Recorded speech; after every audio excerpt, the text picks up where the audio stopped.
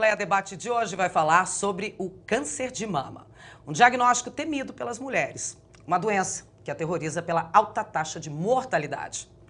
Nós também vamos mostrar os números da doença aqui no Brasil e no mundo e explicar com detalhes quais os tratamentos disponíveis por aqui. Ainda vamos falar dos sintomas da doença, da importância do apoio psicossocial e dos casos de metástase e, claro, também dos casos de cura. E para nos ajudar nessa delicada abordagem, eu tenho o prazer de receber aqui no estúdio Luciana Holtz, que é psicóloga, psico-oncologista e especialista em bioética. A Luciana ainda é fundadora, presidente e diretora executiva do Oncoguia. Aqui também conosco o Dr. Carlos Ruiz, que é mastologista e membro da Sociedade Brasileira de Mastologia. O Dr. Ruiz também é membro da Clínica Ginecológica do Hospital das Clínicas. E além dos especialistas, ainda recebo a funcionária pública, youtuber e vlogger Jussara Del Moral e a artista plástica e aposentada Elfriede Bleidorf. Ambas são mulheres e guerreiras. Duas mulheres que enfrentam a doença com coragem, com alegria e vão dividir suas histórias com a gente aqui. Câncer é o nome genérico para um grupo de mais de 200 doenças. Embora existam muitos tipos de câncer, todos começam devidamente a partir de mutação de células. Nem o mais letal, mas é o câncer que mais mata em todo o mundo. Doença silenciosa, muitas vezes só é percebida quando já está agindo de forma desordenada. No Brasil, 25% dos casos de câncer são de mama. A estimativa, só para este ano, é de quase 60 mil novos casos da doença. A cada 4 novos casos de câncer descobertos, um é de mama. Ele é relativamente raro antes dos 35 anos. Acima desta idade, sua incidência cresce progressivamente, especialmente após os 50 anos. A prevenção não é totalmente possível em função de vários fatores relacionados ao surgimento da doença e ao fato de vários deles não serem modificáveis. Mas, de modo geral, a prevenção está no controle dos fatores de risco e no estímulo aos fatores que protegem. Alimentação, controle de peso e atividade física podem reduzir em até 28% o risco da mulher desenvolver o câncer de mama. Licença aqui para os nossos convidados, porque antes da gente começar o bate-papo, o debate, a discussão aqui, eu quero mostrar a emocionante história de Elfriede Bleidorf. Ela é artista plástica e aposentada e enfrentou uma notícia que as mulheres acreditam ser um pesadelo. Granja Viana, município de Cotia, 30 quilômetros da capital. Nossa equipe segue em direção à casa de Elfriede, de 60 anos. A aposentada fez artes plásticas e depois comércio exterior. Trabalhou 34 anos na área. Em 2005, ficou sem assistência médica. Na mesma época, descobriu uma calcificação em uma das mamas. Eu pegava na minha mama, ela era diferente da outra, assim. Ela tinha um volume dentro, assim. A outra era mole e aquela era mais durinha. Elfriede levou um tombo e machucou a mama. Notou a presença de uma mancha roxa. Novamente procurou por exames. Eu falei assim, olha, doutor, eu acho que eu estou com câncer na mama esquerda. Eu gostaria muito que o senhor olhasse a minha mama. Ele falou assim, quero ver as duas. Tem outra coisa, eu preciso da verdade, porque a vidinha aqui pertence a mim, é minha. Então, para mim, tem que ser a verdade mesmo, por pior que seja. Mas a verdade me pertence. Aí ele falou, tá bom. Aí eu tirei a roupa, ele me olhou, ele falou, então, você está com câncer de mama, é avançado e já deve ter metástase no pulmão, no fígado e nos ossos. E aí, aquela pessoa toda poderosa, né? Não viu mais nada. Ficou tudo preto na minha frente, assim, eu tive a impressão que eu desmaiei. Há 6 anos está em tratamento.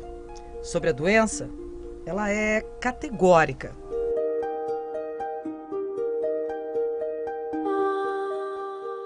Falta muita educação, falta muita divulgação.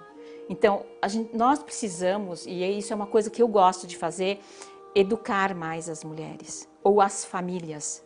Eu faço questão de que as pessoas vejam que existe vida e que podem ser felizes e podem continuar se amando e tudo mais. Então, é divulgação, é falar.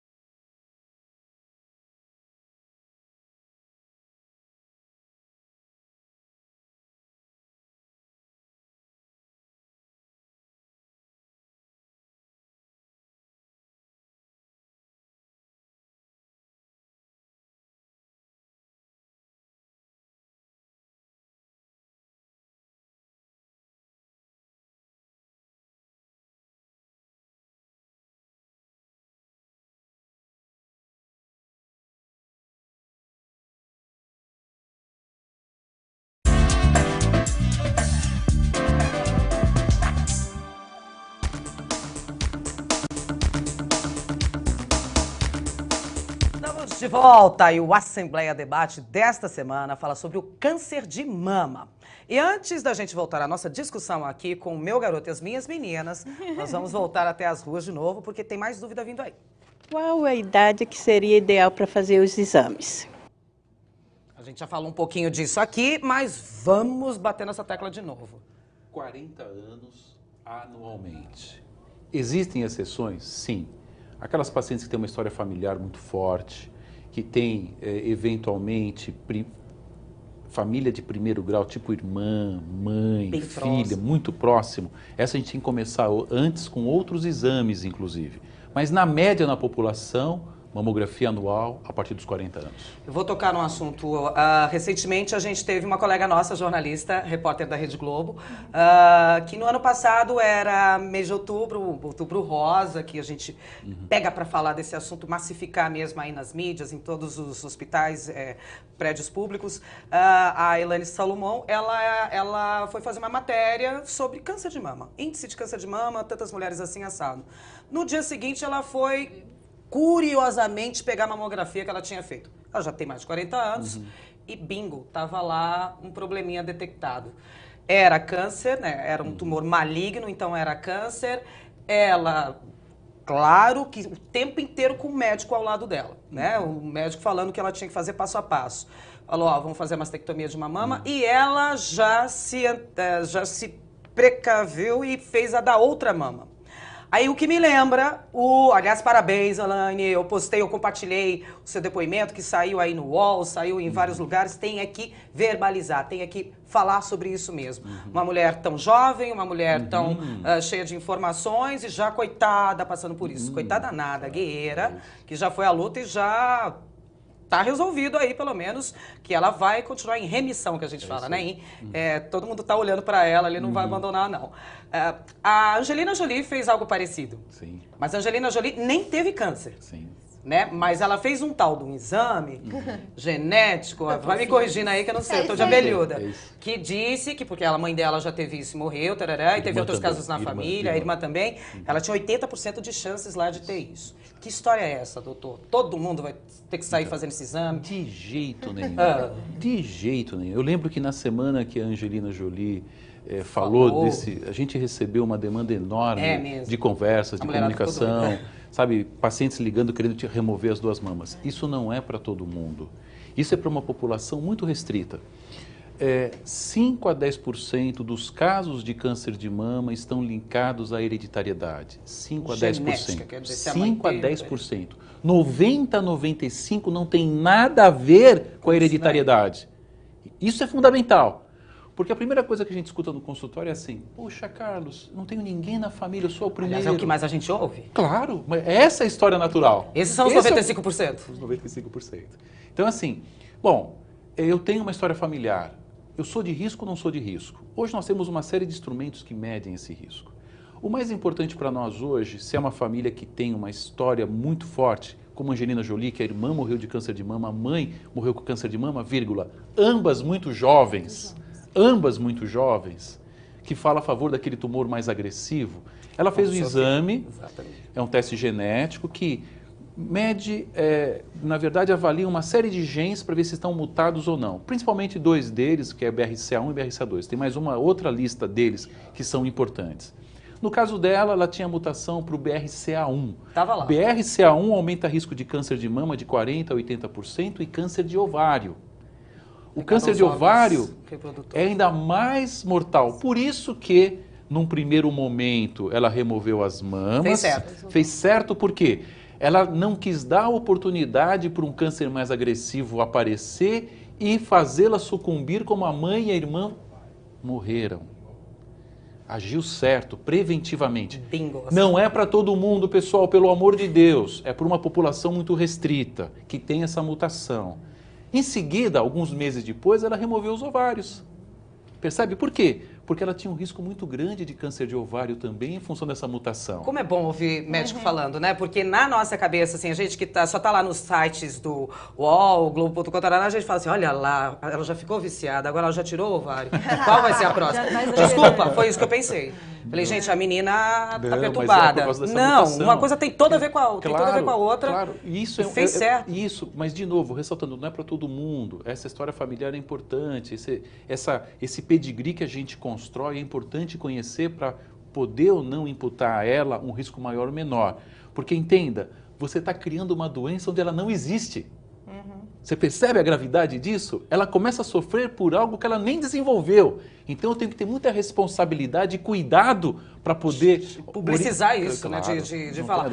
Vamos falar uma outra coisa também? Doutor, você falou uma coisa extremamente importante aqui no intervalo, que foi 80% dos carocinhos, dos nódulos na mama, não são câncer, gente. Exato. Porque a gente só está falando câncer, o que não é. Isso. Eu falei Isso. aqui, eu coloquei aqui na roda Isso. o caso de uma sobrinha, que eu fui acompanhar ela numa Isso. biópsia, e eu já estava aqui com os olhos lacrimejando. Ele falou, segura aí, respira fundo, dona Silvia, e explicou. Porque o que acontece? É assim, no período de vida reprodutiva da mulher, em que a produção hormonal é mais importante, a mulher brasileira hoje chega à última menstruação por volta dos 48 anos. A primeira menstruação, em média, entre 12 e 13 anos. Nesse período, o bombardeamento hormonal mamário é muito importante. E a mama, dependendo da sua sensibilidade, desenvolve um processo chamado alteração funcional benigna da mama, que nós chamávamos antigamente de displasia mamária. Displasia Nós mamária. tiramos essa palavra. Hoje chama-se alteração funcional benigna da mama. Parece mais complicada, mas explica mais. Tá. Porque displasia parece que já é uma pele, um tecido doente. Quando eu falo alteração funcional benigna, eu já afasto a uma característica possibilidade, só da pessoa. eu já afasto a possibilidade de câncer. Mas o que isso é importante? Essa alteração funcional se manifesta de 4 formas. Dor mamária, principalmente no pré-menstro. Aparecimento, um aparecimento de nódulos mamários sólidos e bolsinhas de água que nós chamamos de cisto. E em 4% das vezes, às vezes, uma descarga papilar bilateral. Sai de líquido pela papila mamária. Pela papila, às vezes, sai líquido. Às vezes, mas esse líquido, ele sai nas duas por vários ductozinhos. Que é aquele que a gente amamenta. Isso, porque existe um sinal importante na detecção do câncer de mama, que é quando sai líquido por um desses ductozinhos, esse líquido é sanguinolento ou ele é cristalino, água de rocha, por um ducto. Isso é um sinal indireto que eu preciso procurar um médico para elucidar o que está acontecendo. Mas o que é interessante abordar nesse sentido? Nesse período, então, uma menina, como a caso da sua sobrinha, 31 anos, jovem, que vem seguindo o nódulo, porque às vezes a gente escuta, ô doutor, eu tenho 10 anos esse nódulo, meu médico nunca fez nada. Não fez porque não precisa fazer, porque 80% dos nódulos de mama não tem absolutamente nada a ver com câncer. Como eu falei no primeiro bloco, 10 anos, 8 a 10 para atingir 1 centímetro. O câncer de mama dobra de tamanho a cada 6 meses depois desse 1 centímetro. Ou Então, seja, se se eu acompanhando tenho... nos últimos 3 anos. Está tudo uniforme, tá quieto, a possibilidade de ser maligno é muito pequena, percebe? É quase zero. A gente diz quase porque em medicina é que nem no amor, nem nunca, nem sempre. Ah, que lindo. Bonito, né? Vou ficar apaixonada. Eu preciso fazer uma perguntinha aqui. Eu vou lá para a ponta esquerda do nosso corner. Frid, ele falou uma coisa aqui sobre hereditariedade, ele falou sobre benignidade também dos carocinhos, ele falou também sobre menarca. Sim. Eu tinha falado no intervalo, antes da gente ir para um rápido respiro, sobre hormônios, pílulas anticoncepcionais. A mulherada aí tá bombando aí, chipzinho aqui dentro, DIU, 5 anos sem menstruar, pílulas de estrógeno, de progesterona, sei lá do que. Você se enquadra em qual caso? Que você acha que pode ter acontecido? Tinha na família? Não, Não. não tinha. Beleza, isso a gente já descarta essa chance. Tá? Eu menstruei aos 9 anos incompletos. Bem cedo, doutor? Bem cedo. Muito cedo, né? Achei um horror. Não é legal. Não é legal, né? Era muito criança, já conhecia, porque, né? Tem que saber se comportar, a mãe fala. deixa perto. E a minha irmã, 6 anos mais velha, então... E quando eu comecei a tomar anticoncepcional, eu, falando com o ginecologista, ele aconselhou a não usá-lo, porque eu já tinha um problema hormonal, eu não menstruava. Olha só. Era feliz. Deve ter muita gente aí se identificando com isso, né? Desde que menstrua, não menstrua, vem então no ciclo, vem no outro. eu achava que a minha menstruação estava ligada ao estado espiritual, emocional, porque quando eu ia fazer uma viagem, alguma coisa assim, era certo que eu estava menstruada. E aí, quando eu resolvi ter filhos, aí eu não usei anticoncepcional, quer dizer, eu usei durante 6 meses, eu descobri que eu não podia engravidar. Né? E aí eu lutei 11 anos para poder engravidar. E aí eu também tomei medicação. Hormônios. Passei por muitos médicos até chegar num médico que me indicaram, que era meio louco, né? E que pegou o medicamento que eu tinha acabado de comprar, né, que eu estava tomando, olhou bem, falou, lindo, e puxou a lixeira e jogou no lixo. E falou, você nunca mais vai tomar isto. E começou a fazer um tratamento diferente, fiz uma cirurgia, e ele mandou eu não pensar em bebês, né, pensar em outra coisa, e acabei, depois de um tempo, de repente, lá eu estava grávida e muito feliz, né. Sem Sem remédio nenhum, simplesmente... Sem fertilização, sem nada. Eu simplesmente, mudei o foco, né, não pensei mais em A bebês. gente conversando na sua casa, eu com a Frid, é que a gente fica tentando achar resposta. Não adianta. De onde veio isso? Se não tem ninguém na minha família, de onde nasceu esse troço? Né? Tudo bem, o doutor já explicou aqui que o nosso corpo é uma constante mutação. Mutação não. Células, é feito de células desde a unha do pé até a do cabelo e elas nascem, crescem e morrem. Nascem, crescem e morrem. Eu tô falando agora, deve ter um monte acontecendo isso comigo aqui. Chega uma hora que uma dá um defeito, dá um erro ali nesse ciclo e aí é o que começa a causar anomalia. Que normalmente o doutor falou que o corpo já vai lá, detecta e fala que não, matar ela ali. Não me pertence, beleza. Outros corpos não reagem da mesma forma. A Frid, conversando comigo, acha que tem relação, talvez, o câncer dela com a menarca, muito cedo. Procede esse pensamento, doutor? Então, existem vários fatores de risco, né? O câncer de mama, ele é um câncer iniciado e promovido pelo estrogênio. O estrogênio, ele tem, que é o hormônio feminino, ele é um hormônio muito forte nesse desencadeamento. Ele nunca é muito bem visto por vocês, não, Não, né? pelo contrário, não temos preconceito, não. O grande vilão é a progesterona. A progesterona é péssima para a mama, mas a gente fala disso daqui a pouquinho. Agora, o que é importante? Quanto maior for o tempo de exposição estrogênica, então se eu falei para você inicialmente que de 13 a 48 anos você tem o menarque, que é a sua vida reprodutiva. Todo mês. Percebe? Então aí eu tenho pelo menos 35 anos de vida reprodutiva. É bastante tempinho, né? 35 anos de vida reprodutiva. O que acontece? Nem carro dura isso, gente. Então, Nem carro dura isso. Então, o que acontece? No caso dela, eu agreguei a isso mais 5 anos, porque ela começou aos 9, não aos 13, 14 anos. Então eu aumentei o tempo. Então isso pode ser? Isso pode ser. Mas entenda, não necessariamente, né? Como você falou, a gente adora procurar algum responsável. Exatamente. A pílula, por exemplo, mas entenda... Aí era onde eu ia chegar. A pílula, ela é muito importante, né? O que nós temos hoje de gravidez indesejada, gravidez em meninas, adolescentes... Ainda temos. Muito. Então, assim, tanto é que essa semana tem uma avaliação pública, porque não é recomendado alguns tipos de contraceptivos de longa duração para essas jovens. Está tendo uma abertura para uma discussão fala pública. Esses que ficam 3 meses? Não, que fica alguns anos. Dil. Né? O Dil, por exemplo, Mirena, por exemplo, 5 é uma anos. delas. Eu usei, não Mirena. gostei. Então, seria uma alternativa. Por quê? Eu estou pensando na contracepção.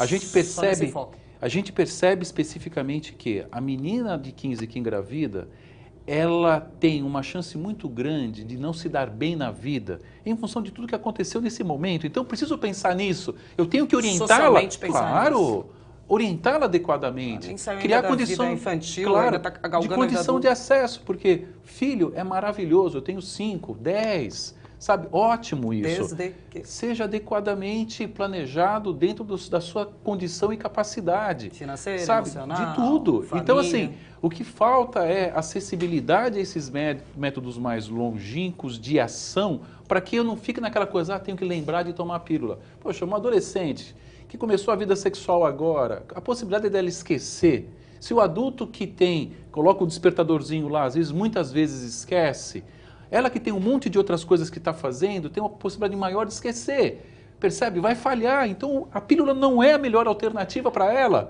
Ninguém está querendo fazer aqui apologia a favor da pílula ou contra a pílula. Cada um com o seu médico. Você não pega a receita da amiga, não. Indicação de amiga. Vai ao médico. Ele vai te analisar, fazer alguns exames e daí ele vai passar para você qual é o melhor método contraceptivo. Mas, assim, gente, camisinha é tão mais fácil, né? Lima todas essas possibilidades e ainda de pegar uma doença, de ter uma doença. Não, mas é que está.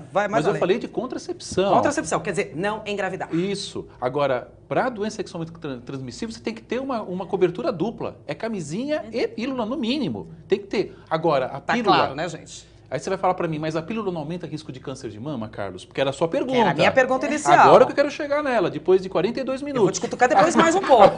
Não. Eu vou te cutucar depois mais um pouco. Mas o Vamos que lá. é importante? É assim, vamos imaginar junto. O hormônio que você produz, o seu estrogênio, a sua progesterona, é Natural. muito forte. Tá bom. Natural, ela é muito forte. Tá bom. Quando você usa a pílula, e hoje as pílulas mais modernas têm uma quantidade de hormônio muito pequenininha. Mas é sintético. Sim, Porque mas não é a natural. força... Sim, perfeito. Mas a força que esse hormônio tem é muito menor do que o seu hormônio endógeno. Então, para alguns, por exemplo... Deus te ouça. Não, eu estou É, dizendo. eu quero acreditar mesmo, é então, mesmo? É mesmo. Tá. Agora, por exemplo, tem mulheres que têm essa alteração funcional benigna da mama, que é essa sensibilidade maior ao hormônio dela, que a gente trata com pílula.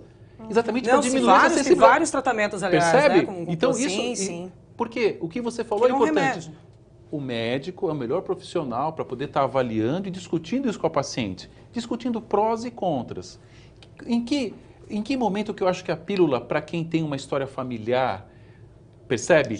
O que acontece? A mama cresce. Até quantos anos a mama cresce, Silvia? Quero saber de você, sem colar. Diretora, Mônica?